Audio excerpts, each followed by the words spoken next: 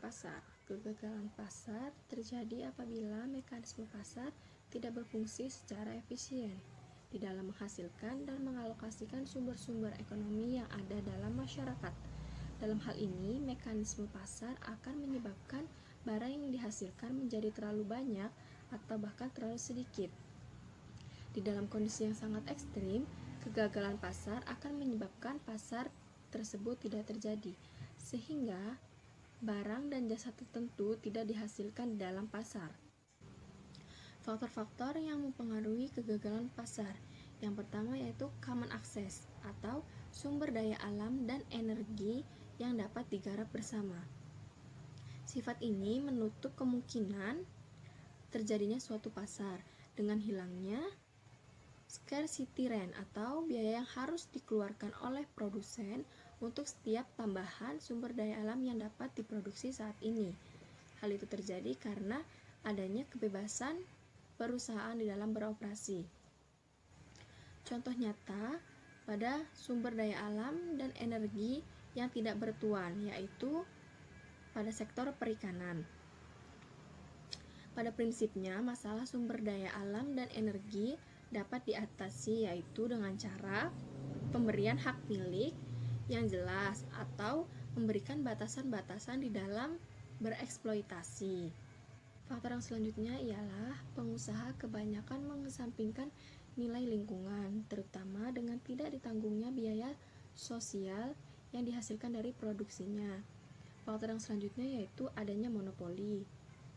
Di dalam monopoli, tidak adanya persaingan antar produsen seringkali membuat perusahaan menaikkan harga. Faktor yang selanjutnya yaitu tingkat suku bunga. Pemanfaatan sumber daya alam dan energi sangat tergantung pada tingkat suku bunga. Apabila tingkat suku bunga meningkat, maka semakin kecil konservasi. Faktor yang selanjutnya yaitu perbedaan tingkat pajak pendapatan. Pajak yang longgar akan menarik investor ke dalam pasar sumber daya alam dan energi. Hal tersebut akan meningkatkan kegiatan eksploitasi. Faktor yang selanjutnya yaitu kegagalan institusional. Beberapa regulasi yang berkenaan dengan sewa, harga, dan komitmen di dalam infrastruktur akan mempengaruhi pula pola dari pemanfaatan sumber daya alam dan ekonomi. Faktor yang selanjutnya yaitu adanya eksternalitas dan barang publik. Kedua materi tersebut akan dijelaskan oleh pemateri selanjutnya. Saya di sini akan menjelaskan materi tentang eksternalitas. Eksternalitas adalah dampak tidak langsung, baik dampak menguntungkan maupun merugikan. Eksternalitas timbul karena tindakan konsumsi atau produksi dari suatu pihak mempunyai pengaruh terhadap pihak yang lain dan tidak adanya kompensasi yang dibayar oleh pihak yang menyebabkan atau kompensasi yang terkena dampak. Klasifikasi eksternalitas. Klasifikasi eksternalitas itu ada dua. Yang pertama yaitu eksternalitas negatif, biaya yang dikenakan pada orang lain di luar sistem pasar sebagai produk dari kegiatan produktif. Contohnya yaitu pencemaran lingkungan.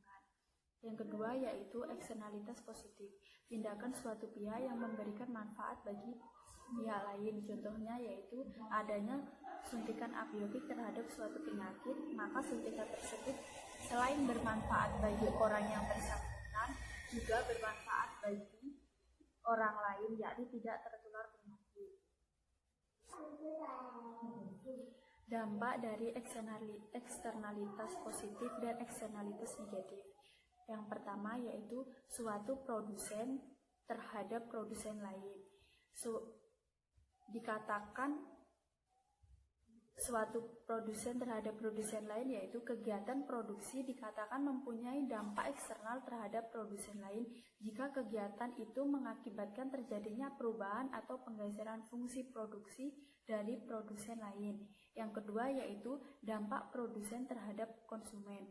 Suatu produsen dikatakan mempunyai eksternalitas terhadap konsumen jika aktivitasnya merubah atau menggeser fungsi utilitas rumah tangga atau konsumen. Yang ketiga yaitu dampak konsumsi terhadap konsumen lain, terjadi jika aktivitas seseorang atau kelompok tertentu mempengaruhi atau mengganggu fungsi utilitas konsumen yang lain. Yang keempat yaitu dampak konsumen terhadap produsen. Terjadi jika aktivitas konsumen mengganggu fungsi produksi suatu produsen atau kelompok produsen tertentu. Fungsi swasta untuk eksternalitas. Yang pertama yaitu penerapan nilai moral dan sanksi sosial. Misalnya orang-orang secara sadar tidak mau membuang sampah sembarangan. Peraturan resmi tentang membuang sampah memang ada, namun tidak banyak tempat peraturan itu dijalankan dengan sungguh-sungguh. Kita tidak membuang sampah sembarangan bukan takut dengan peraturannya, tetapi memang karena kita diajarkan sejak kanak-kanak untuk tidak membuang sampah sembarangan. Yang kedua yaitu membuat kontrak dari pihak berkepentingan, dan yang ketiga yaitu kegiatan amal dan mengendalikan kepentingan pribadi. Motif mereka memang untuk kepentingan sendiri, namun dalam melakukan tindakannya mereka juga sekaligus mengatasi eksternalitas. Nama saya Siti Farnisa Hoirina. Di sini saya akan membahas tentang public goods. Public goods adalah suatu barang yang apabila dikonsumsi oleh suatu individu tidak akan mengurangi konsumsi orang lain akan barang tersebut.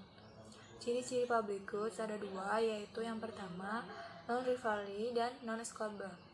Non-rival artinya barang yang bisa dikonsumsi lebih dari satu orang tanpa mengurangi kuantitas barang yang dikonsumsi.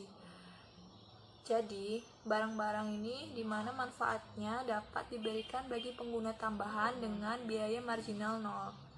Misalnya, ketika penambahan pemirsa dalam satu saluran televisi tidak akan menambah biaya, meskipun kegiatan ini menambah kegiatan konsumsi. Yang kedua, non-excludable, artinya tidak ada yang bisa mengecualikan atau tidak ada yang bisa melarang orang lain untuk memanfaatkannya. Dalam konteks pasar, maka baik yang mereka yang membayar ataupun yang tidak membayar dapat menikmati barang tersebut. Contohnya, ketika kita membayar pajak, maka pajak digunakan untuk penyelenggaraan jasa kepolisian misalnya. Yang menggunakan jasa kepolisian tidak hanya terbatas bagi orang-orang yang membayar pajak saja. Banyak sumber daya lingkungan memiliki karakteristik barang publik. Pasar yang ada untuk menyediakan atau melayani barang publik sangat rendah, bahkan ketika keberadaannya akan menghasilkan keuntungan. Akibatnya, pemanfaatan public goods akan berlebihan dan tidak mempunyai insentif untuk melestarikannya. Public goods mendorong sebagian masyarakat berperilaku rakus, dan sebagian masyarakat juga sering menilai public goods lebih rendah dari yang seharusnya oleh masyarakat. Situasi kepemilikan bersama muncul akibat pihak-pihak yang berkepentingan memperoleh hak milik atas sistem sumber daya lingkungan dan energi, sedangkan pemakai potensial lain yang tidak masuk dalam sistem tersebut dikecualikan. Situasi ini dibedakan dari situasi di mana sumber daya lingkungan tidak ada yang memiliki, karena sumber daya lingkungan tersebut bebas bagi siapa saja yang ingin memanfaatkannya.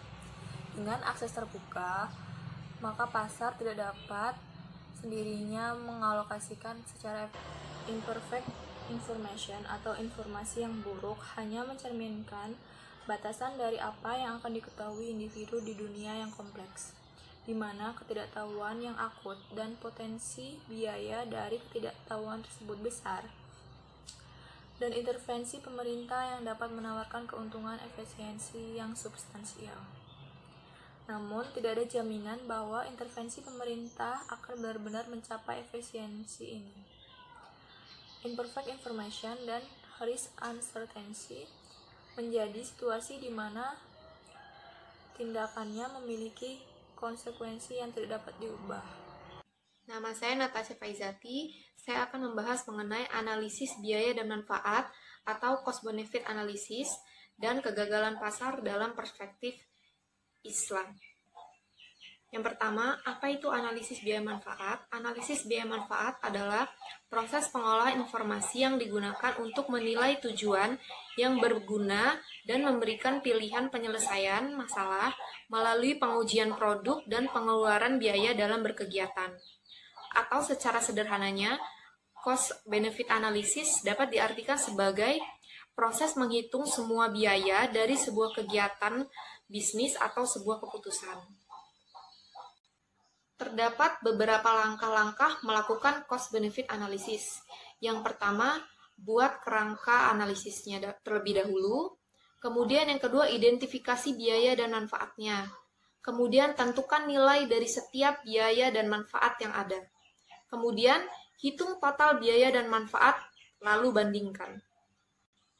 Cost-benefit analysis memiliki kekurangan dan kelebihan. Yang pertama yang akan saya bahas yaitu mengenai kelebihannya terlebih dahulu. Kelebihannya yaitu menggunakan data sebagai dasarnya, menyederhanakan pengambilan keputusan, serta mengungkapkan biaya dan keuntungan yang tersembunyi. Sementara untuk kelemahannya, basis data yang digunakan sangat berpengaruh, kemudian lebih cocok digunakan untuk proyek jangka pendek dan jangka menengah. Kemudian menghapuskan aspek moral kemanusiaan. Kemudian kita lanjutkan membahas mengenai kegagalan pasar dalam perspektif Islam. Kegagalan pasar atau distorsi pasar adalah suatu gangguan yang terjadi terhadap sebuah mekanisme pasar yang ideal atau sempurna menurut prinsip teori ekonomi Islam. Demikian yang dapat saya sampaikan. Terima kasih. Wassalamualaikum warahmatullahi wabarakatuh.